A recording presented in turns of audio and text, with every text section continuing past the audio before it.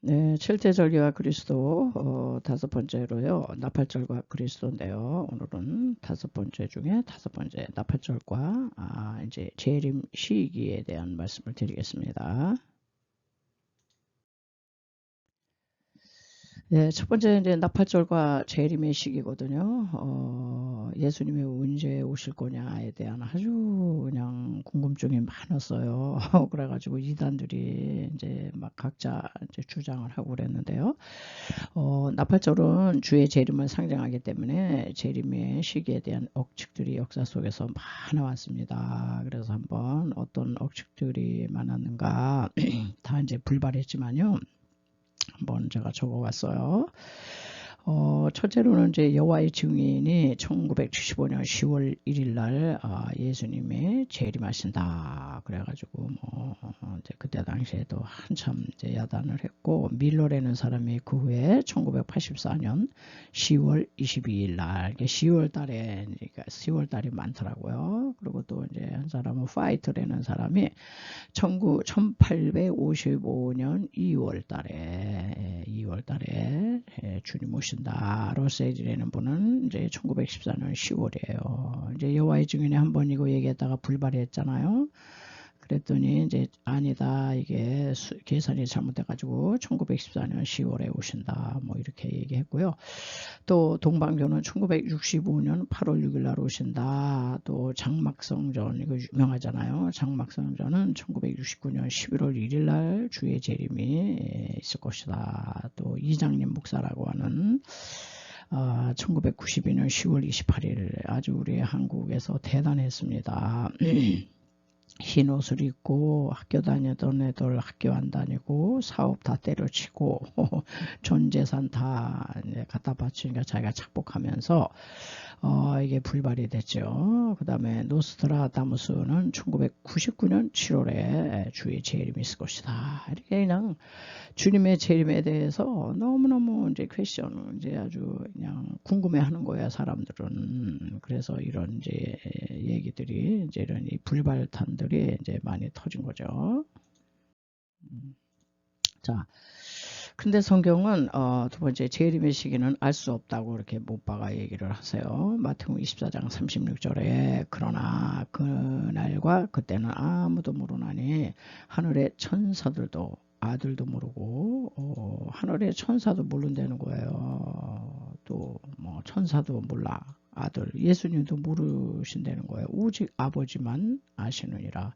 그런데 그걸 사람들이 그냥 알려고 이단 종교 교주들이 뭐 계시를 받았다 뭐 했다 그래가지고 그렇게 이제 막 날짜를 정하고 그날을 향해서 막 준비를 해야 된다 그러고 막 그렇게 얘기를 한 거죠. 사도행전 1장에서도 동일한 맥락에 가라사대 때와 기한은 아버지께서 자기의 고난에 두셨으니 너희의 알 바 아니요. 뭐 그런 거 그렇게 알려고 그러지 말어. 정확한 날짜 그런 거 아버지만 아시지 아무도 몰라. 너희들 그런 거 알려고 그러지 말어. 자, 살전 5장 1절에도 형제들아 때와 시기에 관하여 너에게 쓸 것이 없으면 쓸 게 없다는 거예요. 때와 시기에 관해서는. 자, 그래서 왜 이렇게 자꾸 몇 년, 몇 월, 며칠 이걸 그렇게 알려고 그러느냐. 우리는 이걸 알아야 돼요. 이 나팔절은 주님이 오시긴 오시지만은 이제 주의 재림을 상징하지만은 주의 재림은 어떤 시간, 몇 년, 몇 월, 며칠 이게 시간이 아니라는 거예요. 시간적으로 말하지 말고 시간이 아니고 상황이에요. 상황적으로 임박했음을 알아야 한다. 상황 돌아가는 걸 보면서 주의 재림에 가깝구나 이런 걸 알아야지 몇 년, 몇 월, 며칠 그게 아니라는 거예요. 시간으로 접근하면 저렇게 앞에서 살펴본 것처럼 다 이제 불발되는 거죠. 자, 오늘 이제 세계가 돌아가는 이제 상황을 봐야 돼요. 상황을 보면 주의 재림이 가깝다는 것을 알 수 있지만 그날과 그때를 숫자적으로 시간적으로 명시할 수 없다. 주님도 마지막 때의 징조를 보고 너희들 그 징조 상황을 보고 깨닫으라라고 이렇게 이제 말씀을 하셨어요. 그래서 이제 이 나팔절, 왜 주의 재림을 그렇게 우리가 학수고대하며 몇월 며칠일까, 몇 시일까, 막 왜 이러느냐. 이 나팔절이 대단한 절기잖아요. 모든 게 이제 새로와 새해의 첫날이에요, 첫날. 예, 첫 번. 그 종교적으로 이제 나팔절은 이제 7월 이제 1일이지만 민간적으로는 그 때가 1월 1일이에요. 1월 1일이 돼서 유대인의 이제 명절이고 설날이 돼가지고 신년절로 이제 지키는 거죠. 새해, 새해 첫날, 첫 출발. 그러니까는 주님의 재림으로 우리는 이제 새해 첫날을 맞이할 때는 이제 새 하늘과 이 새 땅에서 이제 새 출발을 할 것이기 때문에 아주 이 주의 재림하는 그 나팔절을 그날은 그냥 학수고대하는 거죠. 그러니까 과거의 무근해가 지나가고 새해가 시작되듯이 이 땅의 모든 삶이 끝나고 첫째 하늘과 첫째 땅이 사라지고 새 하늘과 새 땅, 그 천국에서 살게 되는 것에 이제 예표가 되기 때문에 그렇게 지대한 이제 관심을 갖고 있는 거죠. 자, 계시록 21장 1절에 보면은 또 내가 새 하늘과 새 땅을 보니 처음 하늘과 처음 땅이 없어졌고 바다도 다시 있지 않더라. 예, 또 내가 들으니 보호자에서 큰 음성이 나서 가로되 보라 하나님의 장막이 사람들과 함께 있음에 모든 눈물을 그 눈에서 씻기심에 다시 사망이 없고 이제 첫 하늘과 첫 땅에서 겪었던 이 사망, 죽음이 없고 애통하는 것도 없고 뭐 눈물을 흘릴 날이 없다는 거예요. 곡하는 것도 없고 아픈 것도 없고 처음 것들이 다 지나갔음이라라. 얼마나 우리는 이 날을 크리스찬들은 이 날을 얼마나 우리가 학수고대 이제 합니까? 자. 그래서 네 번째, 우리는 이제 재림의 징조를 좀 이제 봐야 돼요. 이 시대는 나팔절이 매우 가까운 시대다. 그날과 그 시는 정확히 알 수 없지만은 주께서 친히 하시는 말씀에서 그 징조를 보고 시대를 분별해야 한다. 그 주님이 하신 말씀 중에 마태복음 24장 32절에 보면요. 무화과 나무의 비유를 배우라. 가지가 연하여지고 잎사귀를 내면 여름에 가까운 줄을 아나니 이와 같이 너희도 이 모든 일을 보거든 인자가 가까이 곧 문 앞에 이른 줄 알라. 문 앞에 이르면 그냥 문 열고 나가야 될 텐데요. 자, 그래서 이제 성경에 나와 있는 것처럼요, 재림의 최대 징조가 뭐냐? 이 징조, 최대 징조가요, 이스라엘의 독립이에요, 독립. 이스라엘 나라가 1948년 5월 14일 날 독립했거든요. 그래서 우리는 몇 가지 이제 징조를 봐야 되는데, 첫째가 이제 이스라엘의 독립이 되겠습니다. 이제 무화과 나무는 이스라엘을 상징하는 나무거든요. 그래가지고 그게 이제 싹이 났다는 거예요. 싹이 났다는 것은 국가 없이 1900년간 유랑하던 민족이 이제 독립을 선언해서요. 독립했어요. 1948년 5월 14일 주님이 늘 말씀하시기를 얘네들아 너희는 천기는 분별하면서도 이 시대는 분별 못하겠느냐 이렇게 이 시대는 무화과 나무의 가지가 연하여지고 잎사귀가 났음에도 불구하고 여전히 영적으로 우리 인류는 지금 잠들어 있다는 겁니다. 주의 재림이 가까운데도 이 세상이 그냥 천년만년 계속 이제 지속될 것처럼 우리는 주님 맞을 준비를 별로 안 한다. 이제 이런 얘기가 되겠어요. 자, 두 번째 징조가 뭐냐? 계시록 17장에 이제 음료가 거기서 나오고 있잖아요. 음료가 출현할 것이다. 음료. 많은 물 위에 앉아있는 음료 이렇게 나오거든요. 성경에서 물은 이제 사상이에요. 사상, 이념, 이데올로기 뭐 이런 거죠. 정신 이런 거. 그래서 많은 이제 마지막 때 징조가 많은 사상 위에 앉아있는 이제 이런저런 사상이 많은데 이제 종교다원주의가 판을 친다. 이 시대에 지금 종교다원주의가 이미 벌써 그냥 시작됐잖아요. 오래전에. 그리고 종교 그게 이제 다원주의가 나중엔 종교를 막 혼합해 혼합짬뽕 종교 혼합주의를 의미한다. 그래서 많은 물은 이제 혼합된 사상이죠. 혼합된 사상을 의미하면서 그에 앉은 음료는 아무래도 이 가톨릭의 앞장을 섰지요. 이제 종교 통합, 종교 다원주의, 가톨릭을 중심으로 한 종교 다원주의와 종교 혼합주의. 예. 그래서 타종교에도 다 구원이 되는 겁니다. 그래서 지금 기독교, 불교, 유교, 회교, 힌두교 뭐 할 것 없이 세상의 모든 종교가 화해하고 일치하고 하나 돼야 된다. 다 서로 인정해야 된다. 일치운동을 하고 있다. 적그리스도가 등장할 때가 되면 세계는요, 나중에는 이제 세계는 하나의 종교로 통합된대요. 통합. 요 시도를 하기 전초전이 이거야. 종교다원주의, 혼합주의. 그래서 one world religion. 온 세계는 종교는 하나야. 뭐 기독교, 불교, 유교, 회교 뭐 이런 거 따로 다 없어. 이거 이제 이게 하나다. 그러면서 이 사람들은 꼭 어떤 예를 드냐면요. 높은 산에 올라가려면은 기독교라고 하는 한 길만 있는 게 아니야. 동서사방팔방 다 길이 있어. 새길도 있고 동쪽으로 올라가고 서쪽으로 올라가고 여러 길이 있어.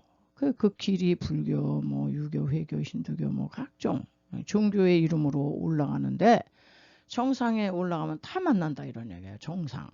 천국은 거기서 다 만난다. 천국은 다 천국 간다 이 소리예요. 예, 그러나 그건 굉장히 인본주의적인 발상이고요. 이런 이제 타종교들은요, 불교, 유교, 회교, 힌두교 이건 다 인간이 하나님을 만나려고 인간이 노력하고 산을 올라가지만 여러분 우리 기독교는 뭐예요? 기독교는요 위에서 내려오셨어요. 이 땅으로. 타종교는요 인간이 하늘을 향해 올라가지만 우리 기독교는 하나님이 이 땅으로 오셨다고요. 내려오셨어요. 인간이 선행, 공로, 다 해서 윤리, 도덕 깨끗하고, 공로를 쌓고, 그냥 고행을 하고, 그 음식을 하고, 그냥. 그래가지고, 하나님을 찾아가는 게 아니에요. 우리 기독교는. 그럴 능력이 우리는 없어. 우리는 일방적으로 하나님이 하강하셨어요. 내려오신 거잖아. 인카네이션 했잖아요. 그러니까는 이게 다른 거예요. 다른 타종교는 뭐 그렇게 해서 산꼭대기에 올라갈 수는 있겠지. 그렇지만 하나님은 거기에 계신 분이 아니에요. 하나님은 산에 계신 분이 아니라 하늘에 계신 분이 아니라 내려오셨다니까. 이 기독교가 진리인 거예요. 그래서 그런데 이런 거를 다 뭐 구원이 있다. 그리고 이걸 나중에는 이제 다 통합해가지고 하나의 종교, one world religion.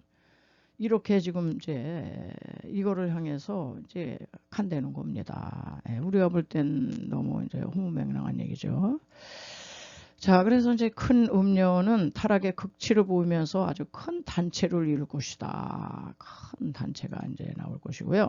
그래서 사탄은 마지막 때는 모든 것을 통합하는 시도, 다 통합.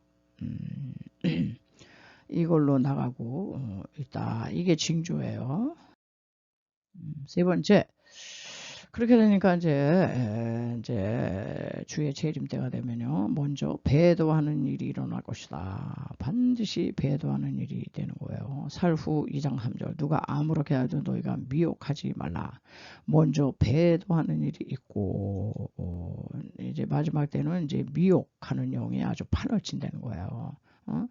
그 주님께서도 여기에 그리스도가 있다.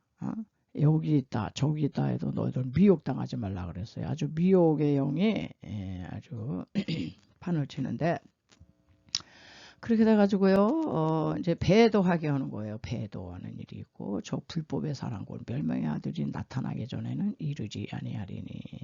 적그리스도가 아직은 안 나타났어요. 근데 이제 적그리스도가 나타나기 전에 배도하는 일이 있을 것이다. 배도가 뭐예요? 진리를 배반하는 거잖아요. 배신 때리는 거지. 순결해야 할 주님의 몸된 교회들이 신랑 예수를 떠나 오직 예수, only Jesus, 오직 예수를 떠나는 거야. 떠나가지고 영적 간음, 혼음을 하고 있다. 그래, 그게 뭐예요? 비진리와 합리하고 있는 거. WCC, NCCK. 이게 다 그거 종교다원주의 그거잖아요. 비진리와 합류했어요. 합류. 종교간 대화하고 평화해야 돼. 하나님은 다 온 인류를 사랑하셔. 평등, 박애, 사랑, 평화. 좋은 단어 다 갖다 쓰는데, 평등, 박애, 너도 나도 다 사랑하고 감싸라. 그럼 하나님이, 가인이건 아벨이건, 온 인류를 다 감싸셔야지. 왜 지옥을 보내셔요? 왜 그의 아들을 왜 십자가에 보내십니까? 그냥 다 감싸시고 다 용서하셔야지. 그런데 여러분 진리는 그런 게 아닙니다. 자, 그리고 어떤 징조? 네 번째 666 짐승의 표다. 아주 666 이거 가지고 얼마나 그냥 요한계시록에서 얼마나 사람들을 겁주고 우리 단체와야 우리 공동체와야 구원이 있다, 이러면서. 자, 14만 4천의 이제 그 표를 가지고 이제 그랬는데요. 계시록 13장에 저가 모든 자고 작은 자나 큰 자나 부자나 빈궁한 자나 자유자나 종들로 그 오른손에나 이마에 어떤 이제 표를 헌대는 거예요.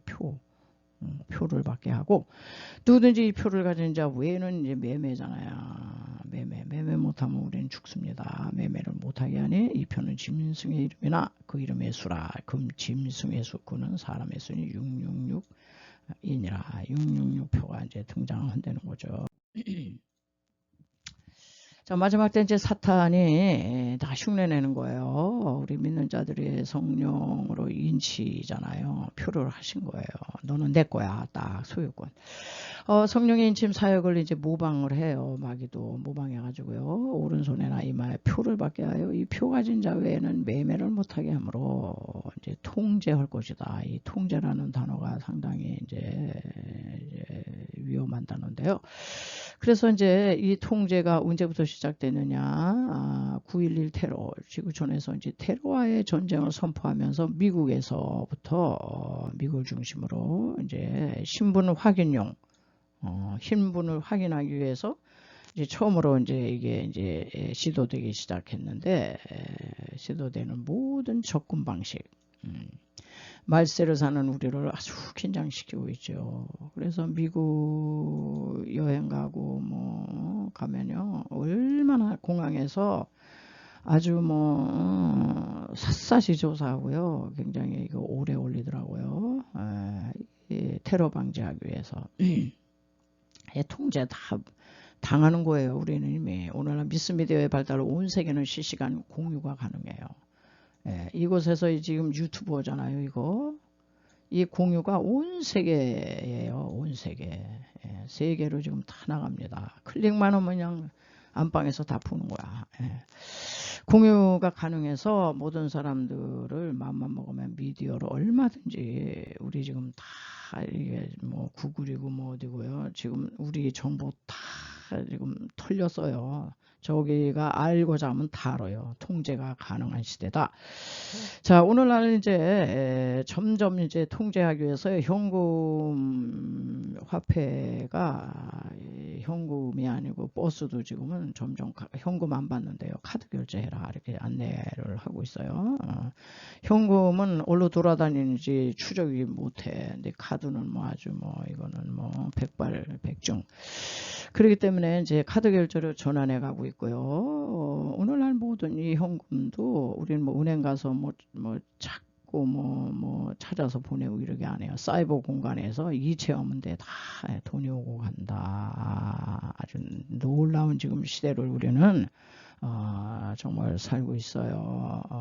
여러분, 그래서 점점 이제 통제 사회로 가게 되고 점점 종교도 하나로 통합한다. 뭣도 다 통합으로 막 이렇게 가는 게 사실 이제 예수님이 오실 날을 재촉하는 거야.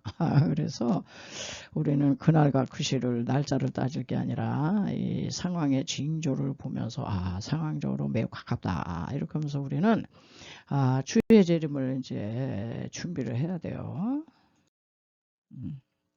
자, 마지막 때 적그리스도가 등장하면 모든 것을 통제 수단으로 미디어를 사용할 것이고요. 지금 그 방향으로 지금 많이 진행하고 있어요. 그래서 현대 문명 기술이 매우 편리하고 좋기는 하지만은 나중에는 우리를 통제하는 억압하는 수단으로 돼가지고 이게 점점 마침내는 짐승의 표로 둔갑할 것이 아닌가. 그래서 우리는 참 긴장을 해야 돼요. 그래서 마지막으로 경각심을 가지고 우리는요 열심히 복음의 나팔을 불어야 되고 제 이름에 가깝다고 그 나팔을 불어야 돼요. 정신을 차리고요. 깨어 신부단장해야 되고요. 마태복음 25장에 처녀들이 다 졸고 있는데 신랑이로다 나 맞으라 하는 소리에 그냥 준비된 처녀는 맞았잖아요. 오늘날 불어야 할 나팔은 주의 재림에 가깝다고, 그래서 빨리 복음을 믿고 신부단장하라는 나팔을 우리는 힘차게 불어야 되겠다, 이런 말씀을 드리겠습니다.